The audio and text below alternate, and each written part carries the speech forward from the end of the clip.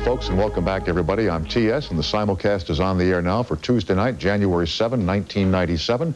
Janine Garofalo is here tonight from The Larry Sanders Show and from Motion Pictures, and Duke Zeller and some amazing stories of the Mafia's involvement with the Teamsters and the Teamsters Union and prominent politicians, including President Bill Clinton. You know, we're doing anniversary week here all this week, and I want to show you a couple of clips and moments that have happened during the past year. But can I tell you a story that has a happy ending that involves someone who appeared here late in 1996? And I can, because when you have your own show, you can do almost anything you want except get your mother's cable television installed on Tuesday afternoon. You know, Mom is moving from one room to another at the residence. And so I called the cable company yesterday. Mr. Snyder will be there today, Tuesday, between 1 and 5. And at 4:15 this afternoon, which is panic time because you can't get anything done at 4:15 in the afternoon, one of the people called and she said, the man is here from the cable company and he's got to run a wire through the attic and he's got to have $80 and he won't do it until he gets the $80.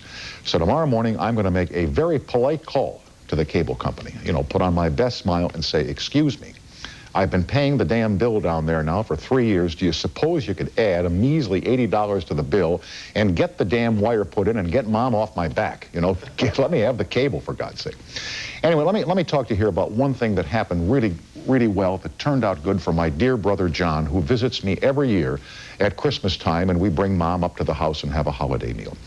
Now, my dear brother and his bride, Mary Carroll, habitually stay at the Beverly Hilton Hotel in Beverly Hills, which, as we all know, is owned by our friend Merv Griffin, who was here in late December, right before Christmas, okay?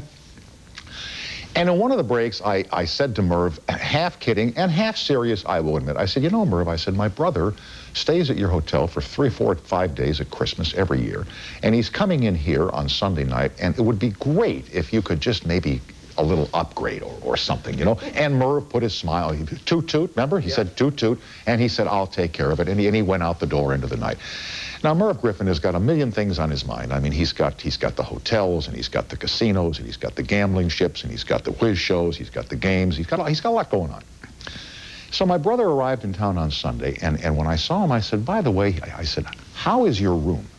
He said, we have the 8th floor.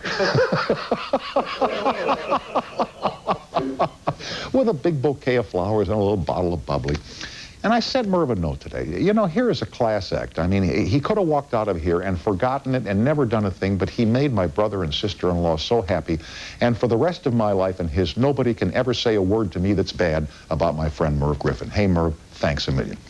The other good thing about doing this program, as I found out again last year, is that it appeals to viewers and guests of all ages. I mean, we run the spectrum here from the very young to the very old. And one of our favorite people is a charming young lady named Drew Barrymore, who does movies, as you know, and who's been here a couple of times, including during 1996. And one night here, she told a wonderful story about her mom and how her mom rescued her from being bullied by a guy on the playground when she was a kid. And I'd like to share it with you one more time. Here is the inimitable Drew Barrymore. I love the story of your mom when you were a little girl and the bully made fun of you or ridiculed Michael you. Hurley. Was that his name? I will find you again. Tell me about Michael Hurley. Michael Hurley was the school bully. Oh. And, I mean, he was like the classic. It's almost if you put him in a film, you'd say that's too over the top.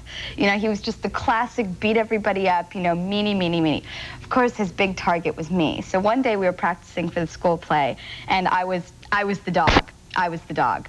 And I'm on all fours, you know, on the black concrete. Right, you're kids. You're woof woof. Yeah. You're Arf, of course. Yeah, yeah, whatever. So I see from the corner of my eye him, you know, and I'm always, like, I had eyes in the back of my head because of this person.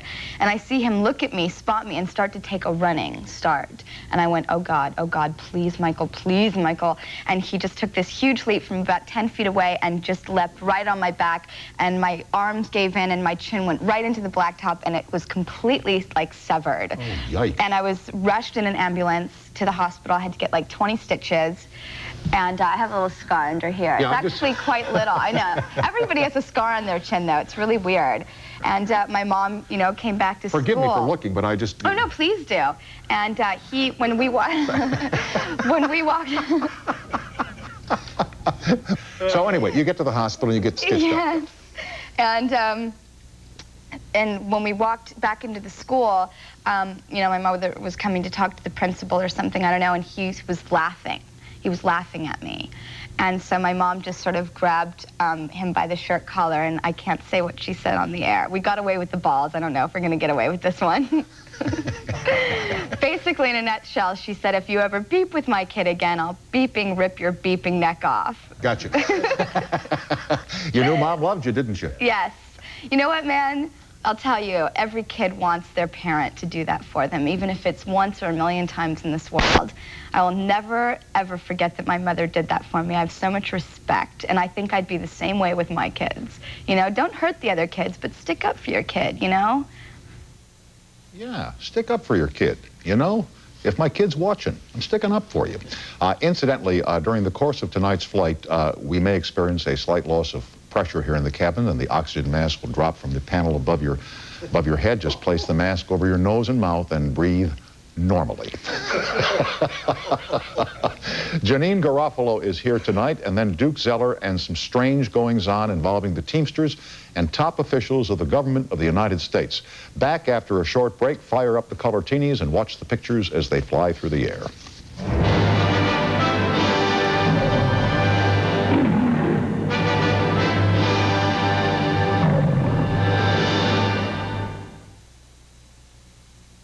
Many of you are getting the AT&T One rate plan. I just got that plan. I'm with that dime plan. It's not a dime all the time to everyone, you know. It's not? No, only one person. What about everybody else? 7 a.m. to 7 p.m. weekdays, it's a quarter. It's so complicated. Well, the AT&T One rate plan is very simple. How simple? Calls from home, one low rate to anybody in America, anytime, no restrictions. I'm switching to AT&T. All right, so we're making a little progress. No restrictions, no games. The AT&T One rate plan. Don't cry for me, Argentina. She rose from nothing to inspire the dreams of a nation and capture the imagination of the world. Madonna, Antonio Banderas, Jonathan Pryce, in an Alan Parker film. I kept my promise. Don't keep your distance. Evita, rated PG. Now playing in select cities. Starts Friday, January 10th at a theater near you. When is heartburn worst for you? When I'm lying down to sleep. After my third cup of coffee. Or a spicy meal. Whenever it is, your worst heartburn calls for Zantac 75. See, Zantac 75 starts working fast, faster than Pepsid AC, and nothing works longer. In fact, doctors have prescribed the medicine in Zantac 75 more than all other acid reducers.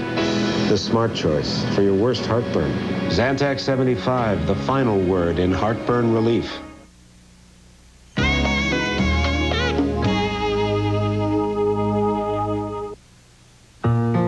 Janice is one of 4 million people suffering from Alzheimer's disease. There are days when she can't even remember the name of her illness. But thousands of researchers are working on a cure, so that one day we won't remember the name of it either. For more information on Alzheimer's disease research, call for a free fact sheet. 1-800-438-4380. I'm not an IV drug user, and I know I'm not a gay man. You know, I'm really safe from the virus, I thought. I was raised in a small town, surely not here. The shadow of AIDS is among us. Oh, a good friend of mine who I had grown up with got herpes. That can happen to him, it can happen to me. Because I was having a monogamous relationship, I was having unprotected sex. I figured I was safe. He cheated on me. Maybe I don't have anything now. I could have gotten something, and it's scary. You begin to realize, why couldn't it be me? Respect yourself, protect yourself. When I went to Rwanda to film Gorillas in the Mist, I was deeply moved by the mountain gorillas and the people there who carry on the work of Dian Fossey. I learned that the endangered gorillas are one of Rwanda's most vital resources, providing millions of tourist dollars each year. A brutal war has brought tragedy to Rwanda with enormous human suffering. The gorillas will play an important role in rebuilding Rwanda, but only if they survive. Please, help the gorillas and the people who protect them. Janine Garofalo is not only a talented comedian with a keen and satiric wit, she is also a formidable actress, and this spring she'll appear in the movie Romy and Michelle's High School Reunion. We're happy to welcome her back to our program in 1997. Thank you. I understand that in your largesse at Christmas, when you were gifting people, a funny thing happened. There was a little snafu that happened. Okay. Here's what happened, and I wanted to discuss it because I still feel horrible about it, and hopefully some of the people that were affected will be watching and will know that I feel horrible about it. I've made it for 32 years without bouncing a check. Right. Very almost pompous about that fact. And because of that hubris, I guess I got my comeuppance this Christmas. I wrote checks out, for Christmas because I was in Ireland, and I figured it would be easier to just send some checks to people. Then get what they want. I fully agree. I do that every year. The crew got their checks this year, and I've had not one complaint so far. But none of my, have they bounced yet? No. I told them all, be first at the bank, because... So in my building where I live, they say, they give you a list of the employees in the building. The doorman and all that. Right, and they say you can do whatever you want for them. Here's a list. You don't have to do anything. And well, I was figuring most people get them liquor or something. That's what people do. But, I'll write them checks, and they can do what they want. Well, I'm away, I come back, and I have a letter waiting for me on the top of the stack of mail because I've been gone a long time. And there's a photocopy of one of the checks with a kind of a nasty note that says, I want my $15 for the bouncing fee. I mean, man. Like the guy, because the check bounced, he had to pay $15 to his bank. So not only did he not get the check money I gave him, but then he had to pay money. And all of a sudden, my heart froze. It was like total Maylocks moment of, oh my God, not only did this man's check bounce, but every Christmas check I've written has bounced, and he's the only one that said anything. So all these people now in the meantime, when you walk through the lobby of the building, they're looking at you kind of funny. Yes, that's what I'm convinced. Not only is all the employees looking at me askance, but I'm convinced it's the talk of the building. Of every unit in the building, I am the deadbeat, and I wouldn't be surprised if there's photos of me. In the elevator saying, don't even believe her if she says anything, even if no matter what it is she's saying. Don't open the door for her? Yeah, she's Don't unreliable. pick up her garbage? Exactly. I have never been more embarrassed in my life. So what happened? I mean, did you just not have... I immediately, first of all, I burst into tears. That was the first thing, because I just felt that this overwhelming sense of the worst thing had just happened. And I immediately whipped out what had happened was I wrote them checks from an old checkbook. Oh, I see. Where they were. It was accidental. It was just a checkbook that I thought was my checkbook, but it was not the correct one. The old use the wrong checkbook trick. The old checkbook trick, right? But hey, bought you 30 days, didn't it? Yeah, I know. Thank God, because I'm just trying to make ends meet. And so I had to rewrite everybody checks. The amount I had given them originally plus 15 extra to cover dollars the bounce, to cover the bounce, but now every time there's like 30 employees, not 30, I just lied, 15 employees in the building that I see that all had bad checks for me, that now, I don't even know if they wanted to cash those checks. Anyway, you send them a new check and you cover them a new check, plus the extra 15. And everything's going to be fine. I hope, but I feel that my rep has been besmirched in the old pre-war doorman building that I'm... Now, I noticed in thumbing through the magazines at the end of the year, you made People magazine this year. Yes, I did. You made can I say it? The worst dressed. Yeah, not only for People magazine, but the E channel. Yeah, they give out, what is it, the Golden Hanger. Yeah. I was on their worst dressed list as well. And actually, the lovely and talented Joan Osborne was on the worst dressed too with me and People, and she sent me flowers. So I want to say thank you, Joan Osborne. And the whole worst dressed thing blows my mind. Well, don't they have anything better to think? Well, first of all, I realize it's kind of light and all in fun in a way. But at the second, on the other hand, though, E sometimes gets a little kind of mean-spirited about it. Like they go on and on about, in their opinion, you're the worst dressed. But see, they don't even preface it with, in my opinion, you're the worst dressed. They just blanket statement. Yeah, it's in stone. That I am the worst dressed person. And on E doesn't Joan and Rivers, Melissa Rivers. Right. Yeah. Right. And they are hardly, and In our opinion, Tom, you and I, in my they opinion, are not really... while Joan and Melissa are wonderful people in their own right and a credit to the human race, they aren't what you would call fashion plates. Right. Well, they are for a certain demographic. To a certain demographic, that is a well-dressed woman. And I would suppose... Well, I mean, you don't look so bad now. You have a nice pair of slacks on. Thank you. I do. I do have a nice pair. I actually made an effort. So I'm wearing in the same color family. I went with a gray and a black. And it goes with the chair, I might add, that I'm sitting in. And it offsets your coloring very well, what I'm wearing. I took all of these things into consideration. I focus grouped myself and yourself at the same time and came up with this ensemble. You certainly don't want to be on the list in 1997. No, good God, no. I'd never want Joan and Melissa pointing the finger at me again. And curiously, didn't you at one time work for Bloomingdale's department store? Yes, I did. For very brief, I worked at the tie department at Bloomingdale's. The tie department. And my mom and Dad were thrilled, I think, at the time, especially my mom, because she thought it was a good idea to get into a management program to fall back on, because I was a stand-up comic, and she thought it was really good that I was at Bloomingdale's for about a minute and a half before I was fired. I wasn't aware that they would have what you would call a whole department of ties. Usually, like it's a counter. All right, it is a counter. A case with ties in. There I go again. Did I say department?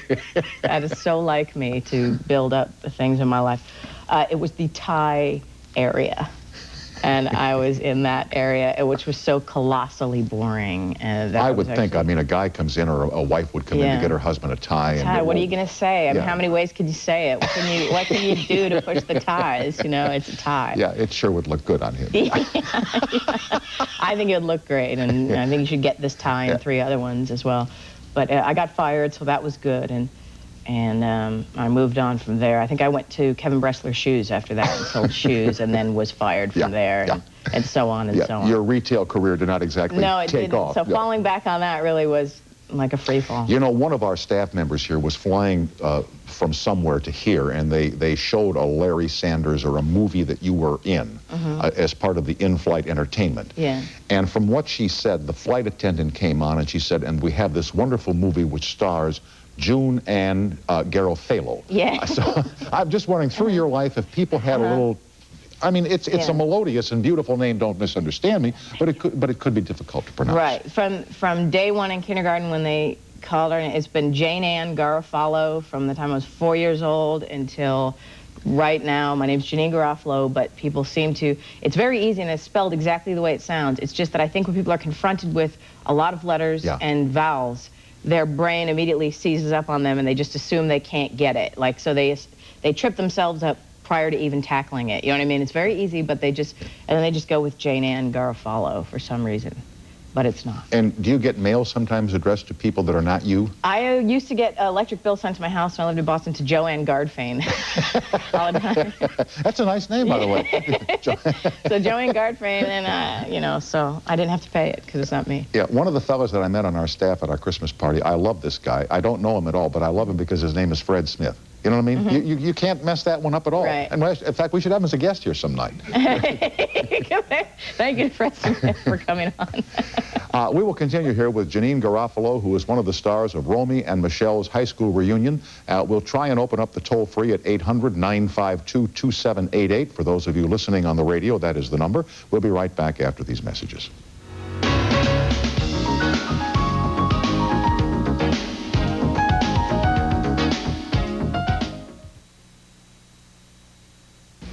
There are a lot of questions in life, but here's the biggie. How do you act responsibly on the outside and still have fun on the inside? You got it. Doublemint. Because when you put that legendary one-of-a-kind taste in your face, you feel good. Really, really good. So while outside you're all business, inside you're doing the Watusi. And nobody has to know. Nobody. So double your fun with Doublemint gum. In this adult world, it's the fun part. He's a maniac, that's for sure. Yep, old El Paso. And he's cooking like he's never cooked before. New one skillet Mexican. He's a maniac, that's for sure. Your ground beef, our tortillas, sauce mix, and rice. 3 steps, 20 minutes, and oh yeah. And he's cooking like he's never cooked Old El Paso, where one skillet makes Mexican. Larry Hagman returns to CBS in a powerful new dramatic series. You wouldn't be offering my colleague a bribe now, would you?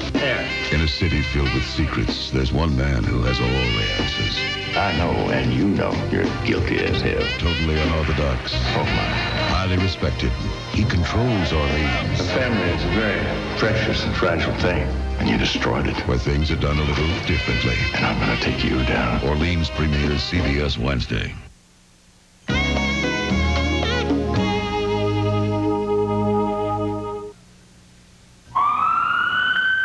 She's not breathing. She has no pulse. Start CPR. What's up? Hi. Well, what's the worst that can happen? What's she on? One of the kids said it was heroin. She's flatlined. Clear. This could have been me. But I made the right choice. Stay drug-free. If you need help, call this number today. Doers. People who do something with their lives. They're hidden in small towns, thriving in big cities. Some have the most stuff, some have the least. They're born into sturdy houses and single-parent homes. Doers know no gender, and the only race that counts is the one that's being run. Doing something with your life, it's not about where you come from. It's about where you're headed. The Navy encourages you to rise to the challenge.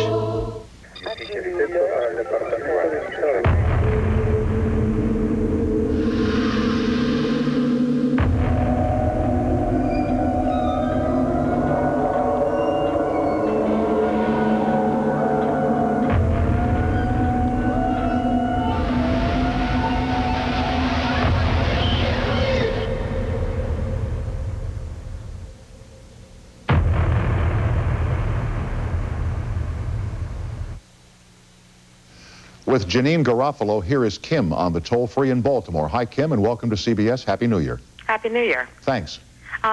Janine, I was reading in Time magazine about 2-3 months ago.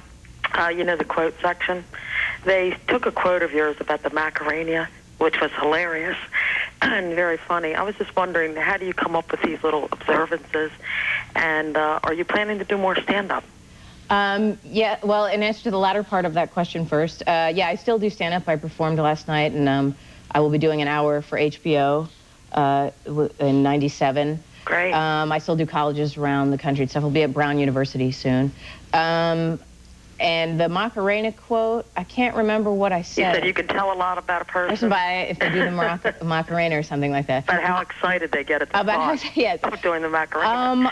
Well, I think I don't know how that even got printed in there. I mean, I must have said it at some point and then they redo it. But for quotes and stuff, like whenever, for my stand-up act, I carry a notebook around with me all the time, and I'll just jot down things like that. And hopefully a bit will come Well, you hit on. the nail on the head with that. Well, you really did. Thank you. Thank you. Well, it was nice talking with you. Thank you. You too. Okay, thanks, Kim, and have a nice evening. Good night. Bye-bye now. Let me ask you, like, did you take the notebook today? Did you jot anything down? I had the notebook. I know I jotted down something yesterday. And I actually was at Cafe Largo last night performing, and I've decided there's two kinds of women in the world, and there's those with visible biceps and those with upper arm fat. And never the twain shall meet. That's a specific personality type. If you have visible biceps or matronly upper arms, and I prefer those with matronly upper arms. They tend to be more interesting dinner conversationalists and things of that nature. And I think if you know what I'm talking about, you would know what I'm talking about. You know what I mean? Like, but I have not a clue. Yeah, it's just, there's very different. It's two specific personality types. Yeah. Anyway. Anyway. I really don't want to go down the bicep and fly the arms road. I just really don't want to get into that. You know? It is, 1996 was the year of celebrity babies. Madonna had a baby, and our friend Rosie O'Donnell adopted a baby. Do you think of having children? Is that a priority at this time in your life? Yes, I think about it all the time, actually. Recently, I always had maintained I'm not getting married, I'm not having children, et cetera, et cetera. And then around the time I was 29, 30, I was hit with this desire to have children. It just snuck up on me. So I think I'm shooting for the age of 37. To either start adopting or having, whichever the case may be, because either one is fine with me. Right, but why would you wait till you're 37? Because I feel I'll be ready then. You know, I still. Oh, you're not ready at this moment. If I were to get pregnant now, I would have the baby. Right. I mean, I'm ready enough, you know, to have a baby if I were pregnant. It's just that I want to keep working at a rigorous pace right now. Right, That's what I feel right. I want to do. And I feel like if I were to start having children, I could not do that. How amazed were you, though? Because as you said to me when you were in your mid-20s, early 20s, I'm not going to get married, I'm not going to have kids, and all of a sudden, wham, this. Did it surprise you that you Very much so. Very much so. I never imagined I'd want to do either one of those things, because since a childhood, I maintained I would never want to do those things. And if I don't do those things, it will not be the end of the world. I'm not one of those people that feels I must accomplish these two things, because career things are as important to me. But I think I would at least like to live with someone then. If not get married, I'd like to to make that commitment to living with someone. And then kids, I just feel like I want to now. But you know, I don't know how much I like teenagers. I don't know how much I like teenage boys. So I love little ones, like puppies, you know. But teenagers can be annoying. Well, yeah, but you were one once, and you might have... I annoyed myself. You might have been annoying. My peer groups and myself, when I was 13, I annoyed myself. This picture you're in now that's coming up, Romy and Michelle's high school reunion. It's about two young women who go to their 10th high school. Lisa Kudrow and Mira Sorvino play two women who were losers in high school who want to go back to show the world they're winners now and go back to the high school reunion. And I play a huge, like, kind of punk rock loser from high school who also goes back to the reunion as well to see what's changed. And did you go back to your own high school? No, I did not. Why? Well, I mean, you could have met some of the boys you dated. I could. Well, I was so rare that I would have dated a boy. But my Madison High School reunion, there was something about it was kind of like a stigma attached to going back. You like didn't want to. It's like, you know, you don't want to go back. And then my high school in Texas that I went to for 1 year, I would have never gone back. I know, the last time you were here, we talked. This was not the happiest. I didn't have friends there. I would have never gone back. I wouldn't have known anyone. I mean, it would have been worth my while, so. And you didn't have any old flames that... I still keep in touch with a few friends that were very good friends of mine in high school. A couple of guys and some girls. Yeah. I'm still friends with all my ex-boyfriends. I'm still good friends with some college and high school friends. I don't have that desire to rekindle an old flame or that, you know, unanswered questions or closure. I don't have those feelings of that necessitate one to go back. But see, when I went back, I didn't go to my 25th. But it was interesting to see who got bald and who got fat. And I went to an all-guys school, so we all checked out everybody else's wives. Kind of guy stuff, you know. So it was kind of interesting. And then I went to a Jesuit school. And it was fun to see all the priests knocking back the scotch and sodas. Right. You know? I went to a Jesuit college. And again, it was not pleasant. So going back there, I still have some friends that I hang around with now who I went to college with. But other than that, I don't want to have any more connection with that college. Gotcha. Anyway, we'll look forward to the picture coming out. And how was it being on the premiere with my friend Bill Maher last night next door on It was great. Politically Incorrect? Politically Incorrect. I love doing that show. That was my 8th time last night doing it. And I love that show, and I hope to do it 8 more times at least. I think it's a great format, and I really like it. It was really fun. Good. You know, I think the world of you. You're always welcome here, and have a great 1997, okay? And next time, the right checkbook, okay? Okay. All right. Janine Garofalo is the guest. The picture is called Romy and Michelle's High School Reunion, coming out soon. You'll look for it at theaters and drive-ins everywhere. Next, Duke Zeller and strange goings-on in the Mafia and in the Teamsters after these messages.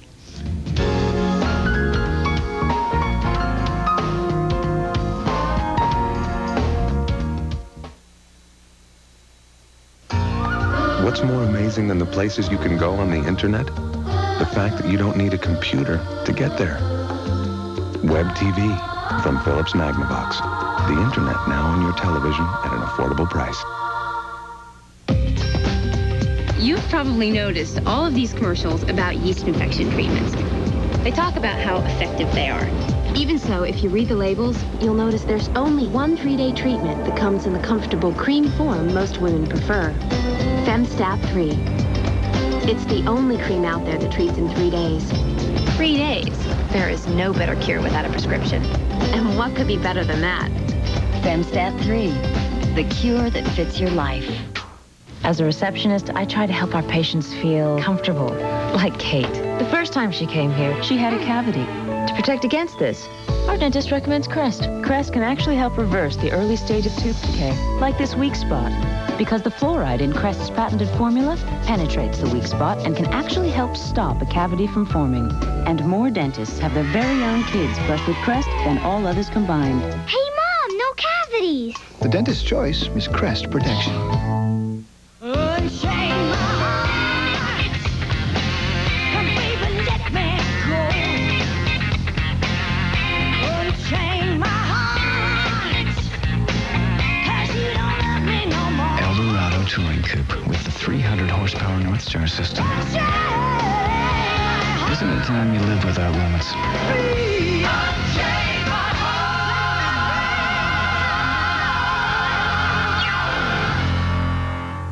Send email, get sports scores, find dinosaurs. Is something missing? Exactly. The computer. Web TV from Philips Magnavox. The internet now on your television at an affordable price. All new Scene of the Crime Thursday. Dick Van Dyke is out to stop a crooked lawyer. That evidence wasn't there when I looked. Diagnosis murder. Then, Maloney's daughter is the target of a street gang vendetta. What in the name of God are we coming to? Peter Strauss is Maloney. All new CBS Scene of the Crime Thursday. This story didn't end the way you might expect. This one didn't start the way you might expect. Coast to Coast finds the unexpected in a place television rarely dares to go, your own backyard. It's hard to back away from a fight, especially when you got people around you that's, calling you a punk because you didn't fight. But as long as you can sit back and say, I know in my heart that I'm not a punk, you can walk away from that fight. I think a lot of times guys just get mad at somebody for something real simple. And I think people should try to get along with one another instead of trying to have this real macho attitude.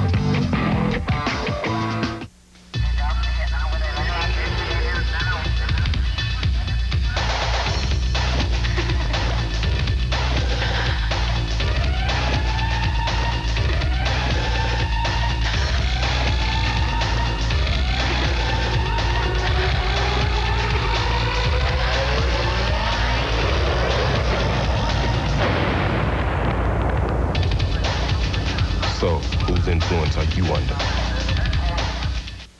I hang out with a pretty trashy circle, the circle that helps this circle. It starts when we recycle trash at home.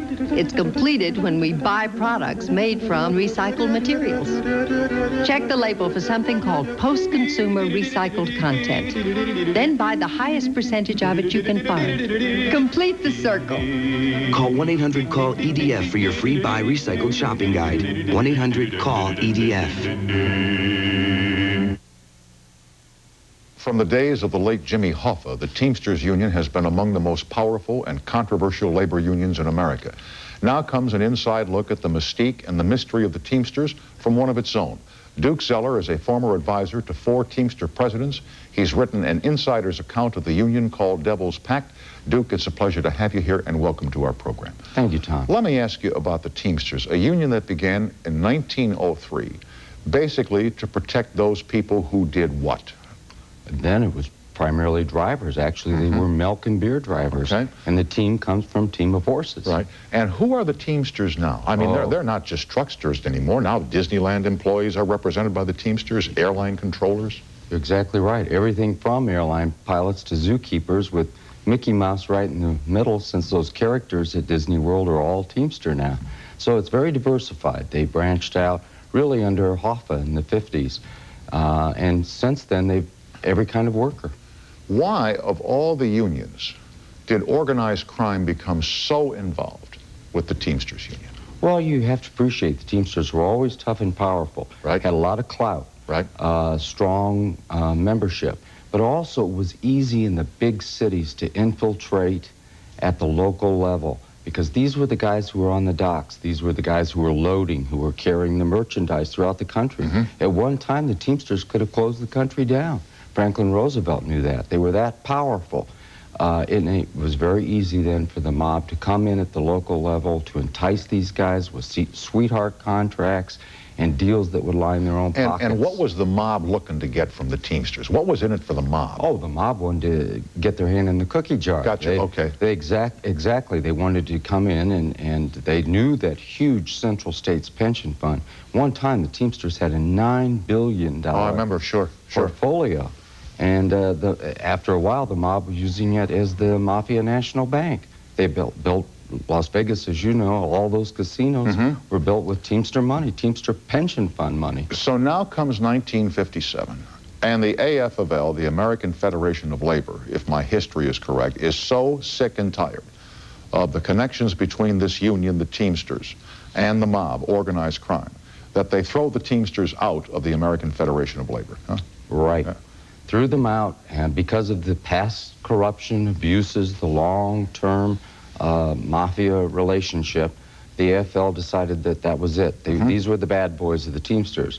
That was also the beginning of the Teamsters becoming even more powerful because Jimmy Hoffa took over, and with Hoffa, you got a diversification of, he went after every kind of work. Well, I was going to say, with Hoffa came the true rise to power. Yes. But wasn't Hoffa installed as president of the Teamsters following its ejection from the AFL because the feeling was Hoffa could keep the mob at bay? Hoffa could control the mob, organized crime. You're exactly right. Not many people realize that.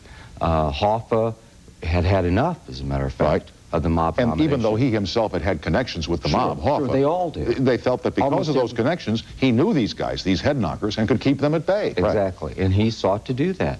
And he tried to get them together and say, look, you're not going to divide up our pie anymore. Right.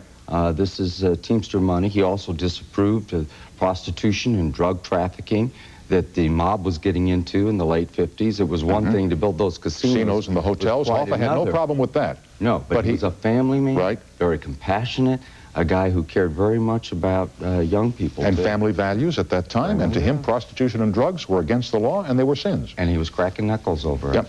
And that would eventually lead, would it not, to a big falling out between Hoffa and crime, the organized crime, the syndicate. Oh, absolutely. That would eventually lead to Hoffa's downfall and his death. Sure, you have Hoffa going off to prison, still managing the union. Yeah, from the jailhouse, From his prison cell. His hand-picked successor, Fitzsimmons, feeling his oats, taking over the union, letting the individual fiefdoms of the local union chieftains deal with the mob, further mob infiltration. Now they're getting into drug trafficking and everything else. Hoffa didn't like it. Hoffa gets out of prison, says, I'm running again. Which he should not have said. Right, we're getting ahead of the story here. I want to talk here about Jimmy Hoffa and the Kennedys involvement with Marilyn Monroe and her death. But I've got to take a fast break. We are talking tonight with Duke Zeller. His book is called Devil's Pack. The toll-free is up and running. If you're on the radio, it's 800-952-2788. Back after this break.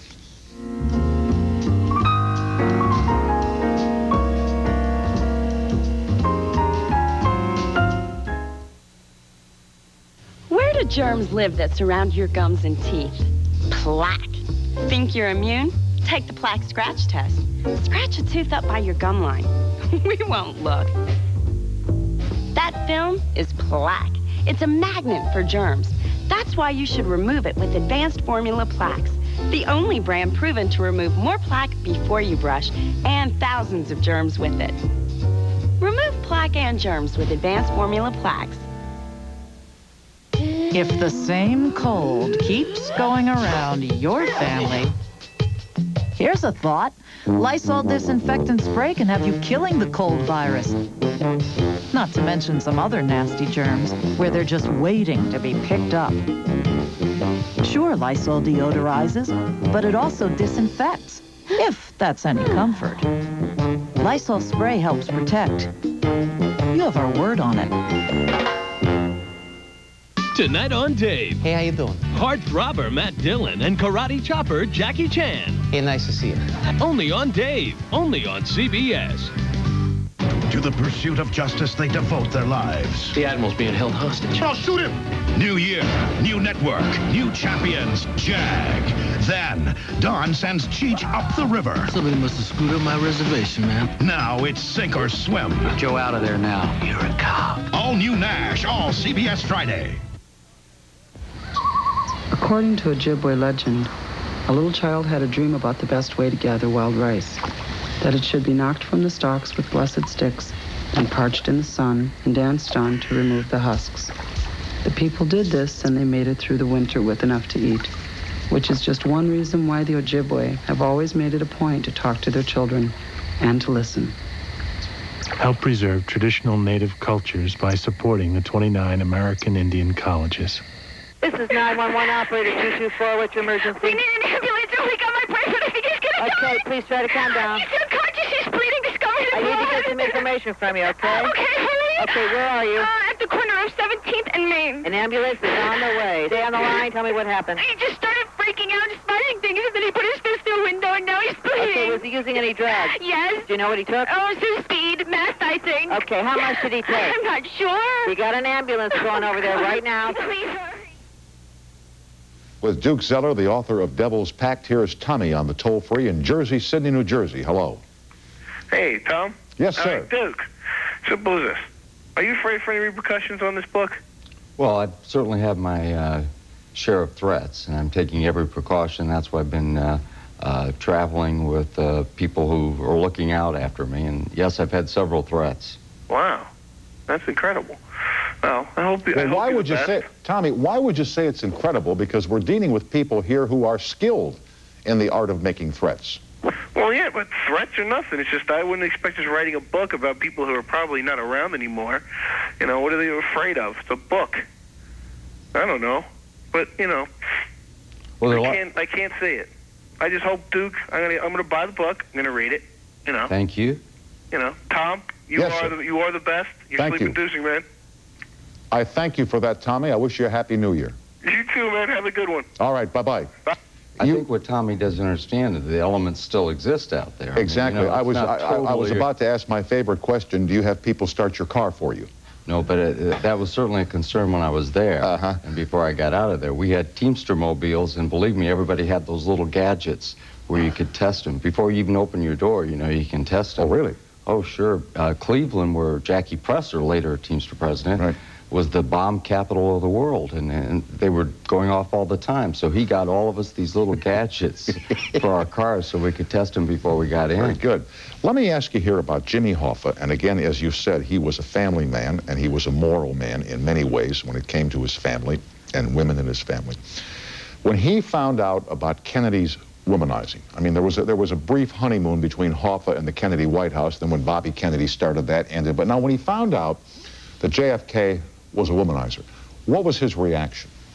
Oh, Hoffa didn't like it one bit. But the vendetta started a little earlier, too, because then Bobby Kennedy, only 22 years old, was general counsel of the Rackets Committee. Right. When they grilled Hoffa before the Rackets Committee, and incidentally, I was a small page boy then. Well, that was the only time you encountered Hoffa, That's when I encountered Hoffa. I tripped over one of the cameras, and it went crashing down. Hoffa jumped up in his seat, you know, thought a gun had gone off, and he saw me, winked. You know, I was a page in knickers walking around delivering a package to Goldwater at the time. And parenthetically, you worked for Senator Everett Dirksen of Illinois, the legendary. That's right, for Senator Dirksen. Who once said, 50 billion here, 50 billion there, pretty soon? We're talking real money. Talking real money. Exactly. But Hoffa, that vendetta continued, and Hoffa, finding out that Kennedy was a womanizer, had him tailed everywhere, had people on his trail watching Jack Kennedy. He had tapes made, too, Had tapes made. Realized that there was something going on with Marilyn Monroe. He had state-of-the-art surveillance at that time, had one of the best FBI buggers who then went to work privately, worked for the LAPD. Jimmy hired him. They taped Marilyn Monroe's bedroom. They taped Peter Lawford's house. They actually followed Marilyn Monroe to 3 different addresses, ended up in the bungalow in which she died. And Jimmy had taped her continually. But he never used those tapes. Never used He those never tapes. publicized them, never gave them to anybody in the press, electronic media? Never. There reputedly, Tom, are 6 or 7 copies of those tapes around. I've talked to people, I myself talked to at least a half a dozen people who had heard those tapes. I know they existed. Jimmy used to keep them in a locked box in his office and show people, but he never released them because he did not want to hurt the Kennedy family and the Kennedy children. but there was some pretty titillating stuff on there between the actress and the president, particularly tapes that came from her bungalow bedroom. When he was there. When he was there. Jackie Presser was quoted as saying, the Kennedys had Marilyn Monroe killed, huh? Jackie believed that. Yeah. He believed it, absolutely. You know, when I was a young reporter here for KTLA, the legendary police chief in Los Angeles, William Parker. Today, the police headquarters, Parker Center, named after him. He would tell us all, and I was a kid reporter here 30 years ago, that in his drawer, he had tapes made of Marilyn Monroe's last phone conversation that strongly involved the Kennedys and implied that, in fact, her last telephone call was from Robert Kennedy before she expired. You know, there are a lot of others who believe that. That was on the tape. Parts of those tapes, conversations, reveal that Marilyn Monroe actually called Joe DiMaggio and his son and told them that she was frightened. She was scared for her life. That's right. That's right. And she was very worried and very concerned. The Kennedys, on the other hand, were worried what she was going to do with Marilyn Monroe. Sure. That's why in Devil's Pact, in the book, I get into some of those actual conversations, including conversations that she had with Kennedy trying to make him jealous. She actually thought that Senator John Glenn, then an astronaut, was cuter. Was cute. Yeah, it was cute. To tease Kennedy and tell him that. Yeah. Can you imagine show-timing the President of the United States? Yeah. You know, wow. And trying to make him jealous. Yeah, yeah, and probably will succeed. If we know Jack. We will continue here for a couple of minutes with Duke Zeller. The book is called Devil's Pact. We'll continue after this break.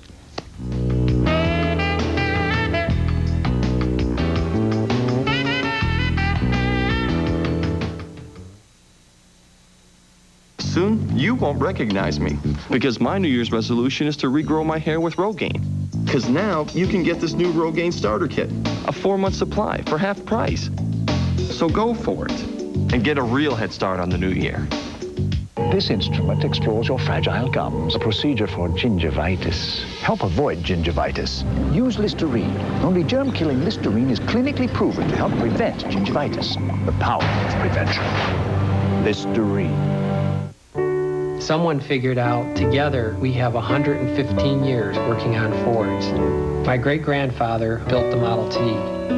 My grandfather built the Model A. My dad crafted the sheet metal for the Lincoln. Today I'm an engineer on the Mercury Sable and the Ford Taurus. Growing up, I was taught whatever I put my hand to must be done with the highest quality.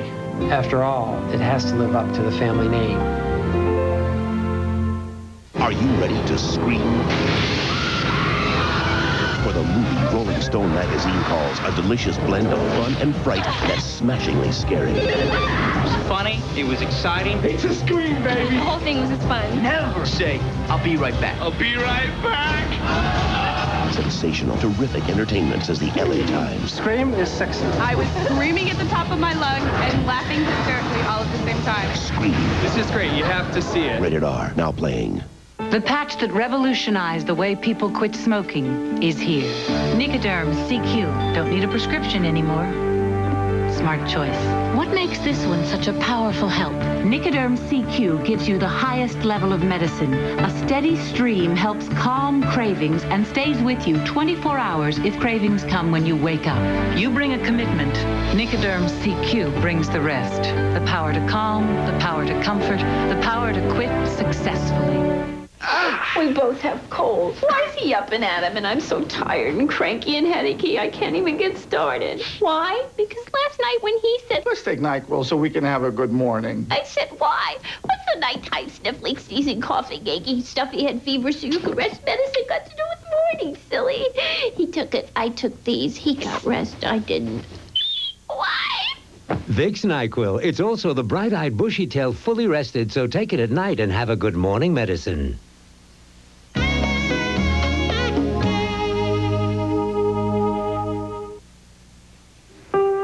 Thousands of women will lose a child to AIDS simply because they didn't get an HIV test when they were pregnant.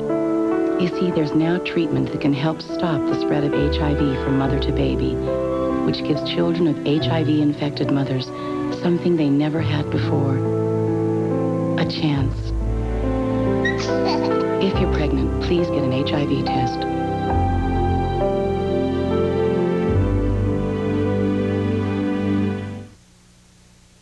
We are back with Duke Zeller, who's the author of Devil's Pact. What happened to Jimmy Hoffa? You know, a lot of people think he's under a freeway somewhere or a giant stadium in Meadowlands. What do you think happened? Well, in Devil's Pact, I give the FBI theory. You know, it took years, 8 years, before they declared him dead, and they've never even released what actually happened to him. In the book, I give their theory. I can tell you this time, he's not buried in Giant Stadium. Right. They can't blame Jimmy Hoffa for their bad season. However, he was undoubtedly gunned down. He met at the restaurant. He was taken out. There again, he was trying to make peace in the warring factions of the mob and let them know that he was coming back in, contrary to a quid pro quo that was worked out with the Nixon White House. Right. Nixon said, we'll pardon this guy or commute his sentence, but he can never run the Teamsters again. Never run the Teamsters. Jimmy said he never knew that, or he would have stayed in prison. Whether he knew it or not, we don't know.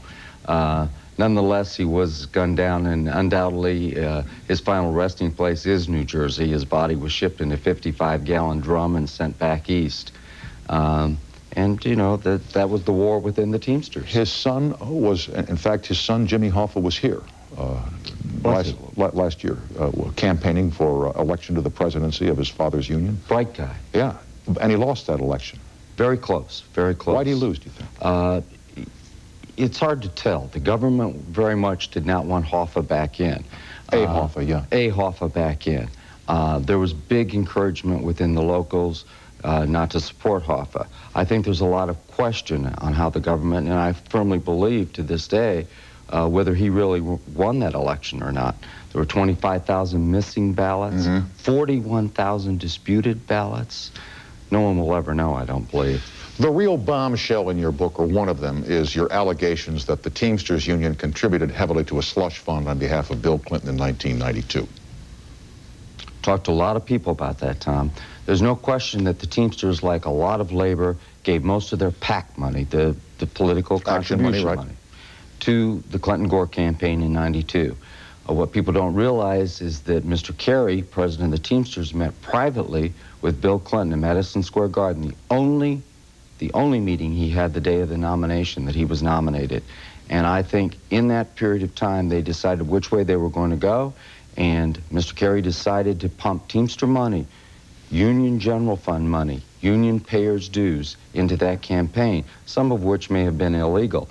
There are reports from Mr. Kerry's own board members who state that he spent more than $50 million in that campaign. Now, all of it was not hard money. It was soft money that paid for the caravans, etc. Sure. There's no question there was a large sum of money. Your successor is a fellow named Matt Witt. He's director of communications for the Teamsters. He says that your account might be distorted. He claims that every nickel that went from the Teamsters to Bill Clinton in 1992 was perfectly legal and fully approved by all the campaign committees, or all the campaign spending authorities. Sounds like something I would have said when I represented 4 Teamster presidents before it. I think he's protecting his boss. Why don't they release the papers? Why don't they open the books, let people know? Why doesn't the Justice Department investigate? Well, why do you think? Exactly. Exactly. I appreciate your time, sir, and thank you for joining us tonight. Thank you, Tom. Fascinating Happy story. Anniversary. Thank you very kindly. Duke Zeller is the guest. The book is called Devil's Pact. Much more in the book than we could tell you here about the strange pact involving organized crime, the Teamsters Union, and some top political leaders in this country. Back after these messages.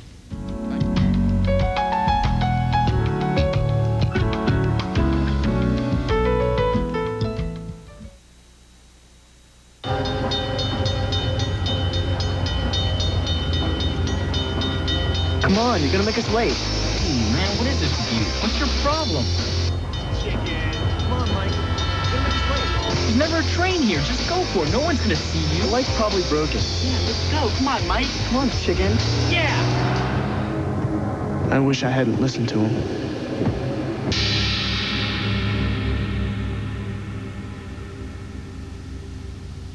AIDS is ruthless.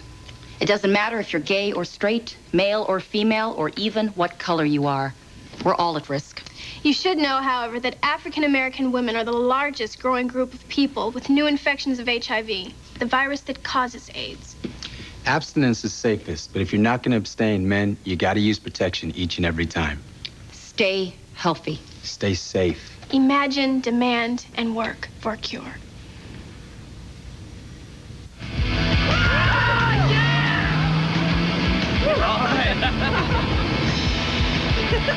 Faster, let's go! Go for it! Yes! All right! All right, go!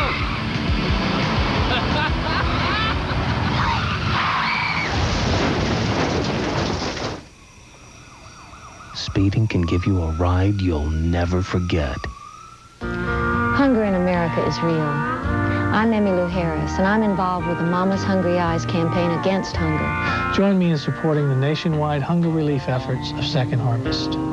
Their network of food banks helps to feed millions of hungry people right here in America. Call 1-800-532-FOOD to learn more about the Second Harvest Network or the Mama's Hungry Eyes campaign. Hunger in America is real.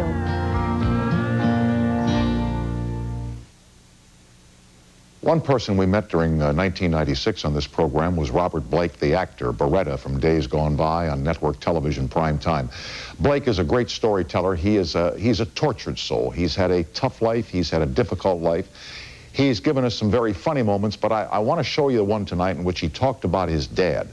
He and his dad had a very, very rocky existence during his father's life. His dad died during the 1950s, and it's haunted Blake ever since, and he told us the story of going to visit his father's final resting place at the cemetery. Here's Robert Blake. I went to his grave, and you know, it was weird, man. I couldn't find it, because there was no stone. Mm-hmm. And so I had to go check, and they had to look up all this kind of stuff. Can you imagine, man, that cat's been in the ground since 1955, and nobody ever went to see him? A rose, nothing. There was no grave. Mm-hmm. And so we had to find it. And then I bought him a stone, and then I went back and put some flowers on it, and then I put some peanuts and stuff like that on it so the birds and the squirrels would come and hang out with him when I wasn't there, because I don't figure there's a whole lot of people going to go see him. And life is very weird when you let go of the scorecard. You know, I've spent my whole life keeping score. I know what you mean. And I'm Italian. And I get revenge, man. Whatever happens, you're marked. Don't get mad, get even. Watch out. Maybe not today, maybe not tomorrow, because I may wait till your life is really great before I take you out. But it's different now. I can't remember, you know, it's like that burden of trying to remember who I'm supposed to hate and be mad at. I got tired of it. But it's scary, because then you start feeling stuff. You know, it's hard to admit that the one thing I wanted in this whole world was to make that old man happy. When I was 2 years old, I wanted to make him happy. I wanted him to be a movie star. I wanted him to be something. And he couldn't do it. Every time I brought him into the sunlight, he got scared, and then he'd have to go back again. But, you know, I covered it up with all that hate and rage, and, you know, I'll rip a hole in your throat and suck your heart out, because I just, nobody's gonna... You say, wow, man, all I ever wanted to do was hug him and say, it's gonna be all right, Pop, don't worry. That's awful, ain't it? Robert Blake. Tomorrow night we have Crystal Bernard here from the hit television show Wings, and we have Pat Bullard, who is a new TV talk show host, and we'll talk about that. Well, the old clock on the studio wall says... I remember the last time Blake was here. Cher, say La Flemme. The next time he comes in, he wants a little studio audience of women with blue hair and chairs, and we'll give it to him. Stay with Steve Mason on the radio. Back tomorrow night, same time, same station. Good night, everybody.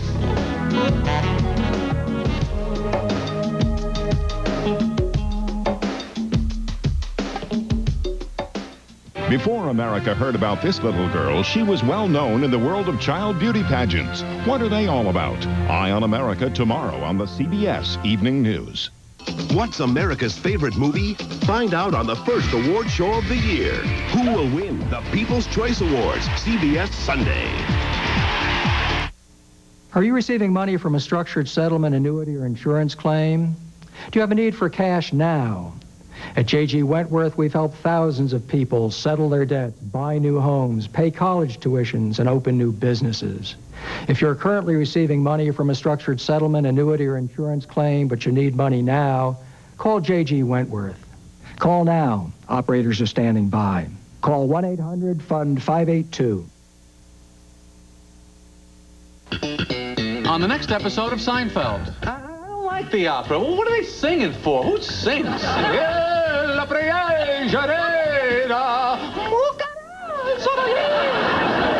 You people make me sick. That is one angry clown.